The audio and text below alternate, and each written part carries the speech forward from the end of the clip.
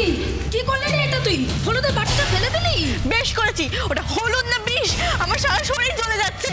ঠিক বলেছিস চুমকি, আমার হাতটা না খুব জ্বলছে জানিস। আমারও না হাতটা কেমন যেন চুল করছে রে।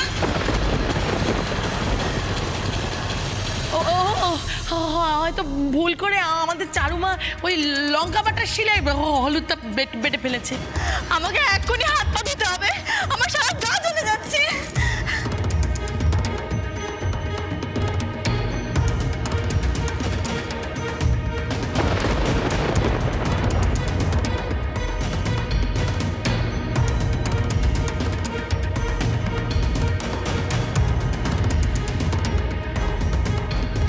গাছছড়ার গিটটা নিজে নিজে খুলেই চলে গেল। এই তো ঘোর অমঙ্গল, শুরুর থেকেই দেখছি অমঙ্গল হয়েই চলছে।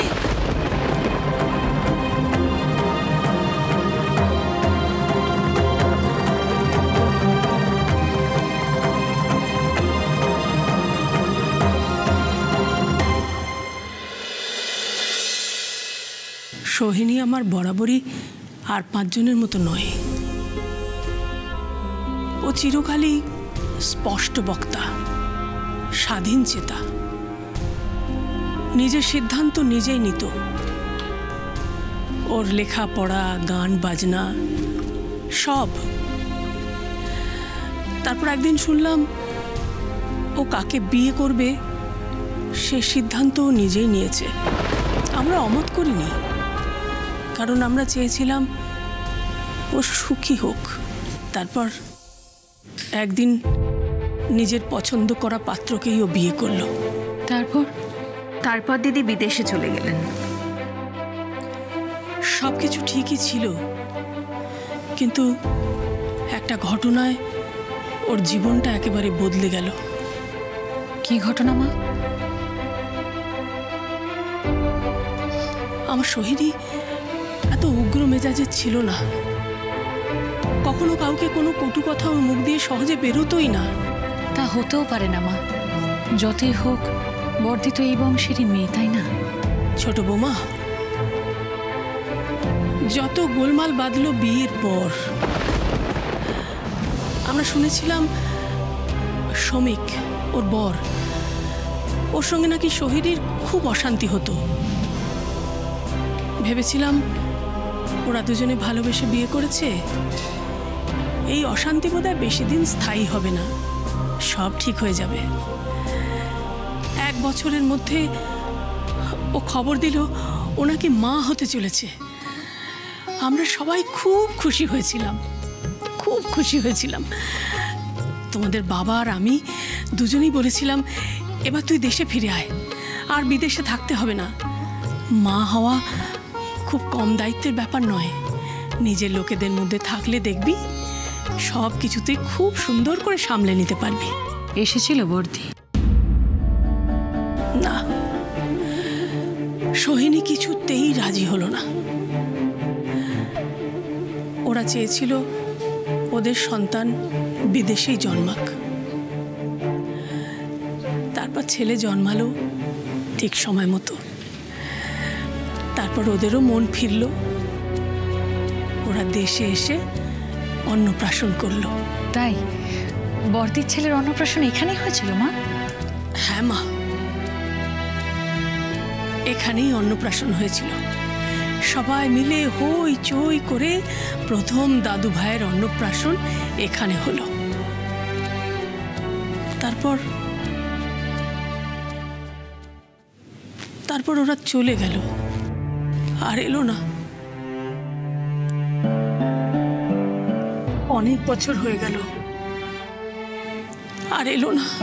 বুঝতে পারলাম না কি নিয়ে ওদের সম্পর্কের মধ্যে ফাটল ধরল।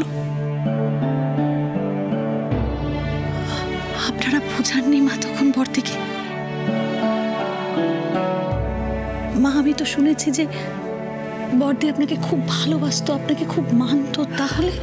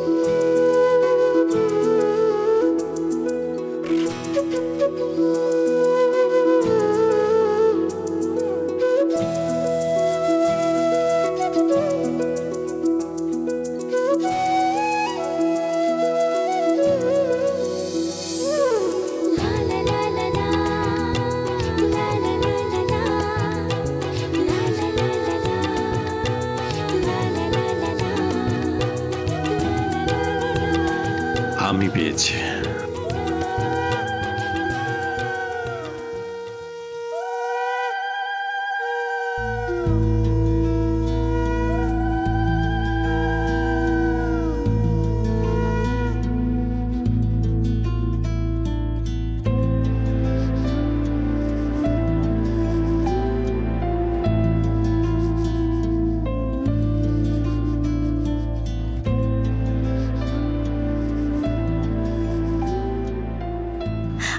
আমি পেয়েছি।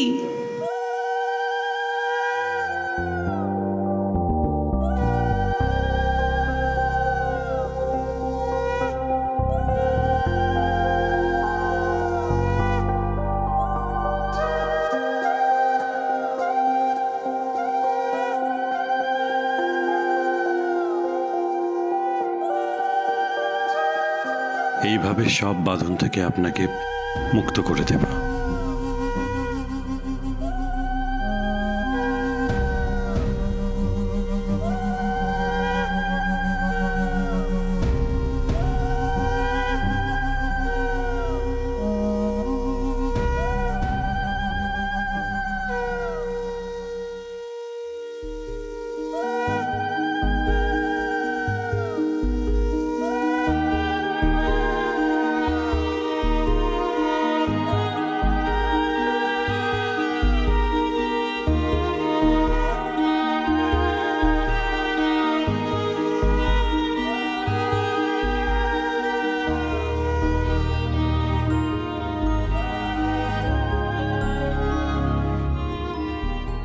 দাদু ভাইকে 7 বছরের জন্মদিনের শুভেচ্ছা জানাতে গিয়ে জানতে পারলাম ওরা দুজন কোর্টে ব্যস্ত আছে। কোর্টে? সেদিন ওদের ডিভোর্সের ফাইনাল ডেট। বিদেশে একা একটা মেয়ে এত বড় একটা সিদ্ধান্ত নিয়েছে জেনে আমরা তো একেবারে আকাশ থেকে পড়লাম। মেয়েটা এত কিছুর মধ্যে দিয়ে গেছে অথচ আমাদের একটু কিছু জানালো না। বর্দি হয়তো আপনাদের কাউকে কিছু জানাতেই চায়নি। সবটা এইভাবে নিজে নিজে সহ্য করাটা সত্যি খুব কঠিন। আচ্ছা মা, আপনারা বর্দিকে ফিরিয়ে আনলেন না কেন, ডেকে নিলেন না কেন? বৌমা, চাইলেই কি আর সবকিছু পারা যায়?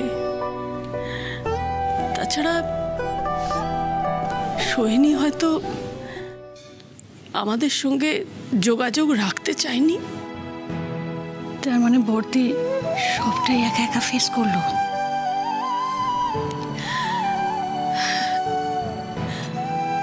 ও তারপরে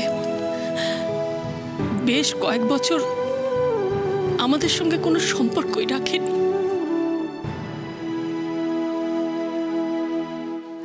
অনেক বোঝানোর চেষ্টা করা হয়েছিল দিদিকে, দিদিকে ফেরানো যায়নি। তোর দাদা তো ওখানে চলেও গিয়েছিল। দাদাও গিয়ে পারেনি বর্দিকে ফিরিয়ে আনতে? না, দিদি কারো কথা শোনেনি। আমি ফোনে অনেক বোঝানোর চেষ্টা করেছিলাম, তাও ফিরল না। না, তবে শেষ পর্যন্ত দিদি বলেছিল যে যেদিনকে ফিরে আসার ইচ্ছে হবে সেদিনকে ভেবে দেখবে। বর্দি মনে হয় সেই সময় সত্যি খুব কষ্ট পেয়েছিলেন। তাই হবে।